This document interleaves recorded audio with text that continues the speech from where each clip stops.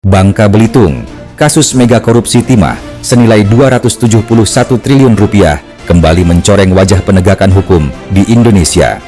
Kali ini, sindikat mafia timah yang dikendalikan oleh Syahfitri Indahwuri, istri muda ex-bos Sriwijaya Air Henry Lee, HL, diduga berhasil menggelapkan barang bukti berupa 200 ton balok timah milik PT Tinindo Internusa, TIN, Selasa, 4 Maret 2025. Kejaksaan Agung, Kejagung pun dipermalukan mentah-mentah, sementara kredibilitas Polda Bangka Belitung, Babel, dipertaruhkan.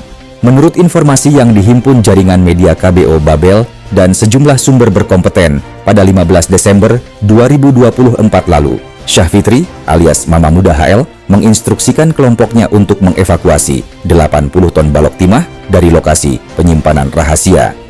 Aksi ini dilakukan dengan pengawalan ketat sejumlah oknum aparat Polda Babel, yakni Basuki, RN, dan CC, serta 2 kaki tangan dari PT Timah Tbk berinisial AND dan BD, serta dibantu oleh FR, seorang warga Cambai Kabupaten Bangka Tengah, sebagai perantara penjual dan pembeli yang menyukseskan penyelundupan balok timah tersebut. Barang bukti yang seharusnya diamankan dalam penyidikan kasus mega korupsi timah itu justru berhasil dijual dengan nilai lebih dari 500 miliar rupiah.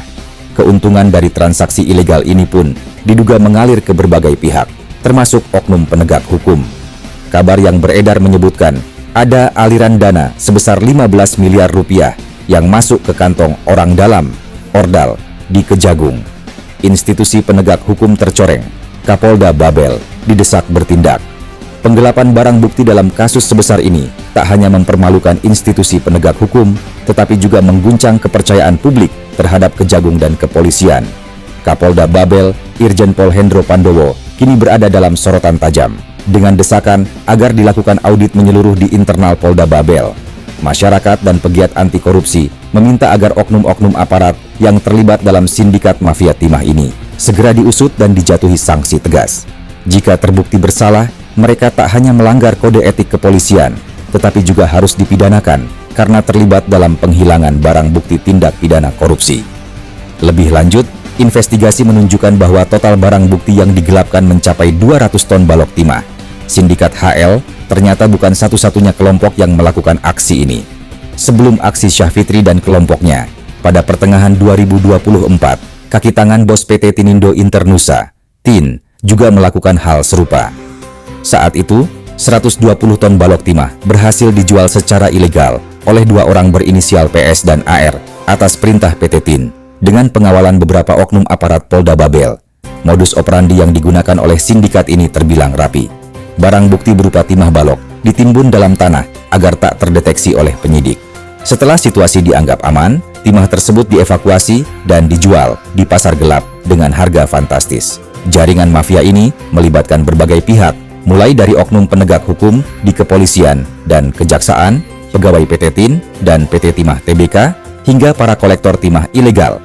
Hingga berita ini dipublikasikan, Syahfitri Indahwuri, istri muda dari terdakwa HL, yang juga dikenal sebagai benefit owner PT Tinindo Internusa, TIN, enggan memberikan klarifikasi terkait keterlibatannya dalam penggelapan 200 ton barang bukti ini.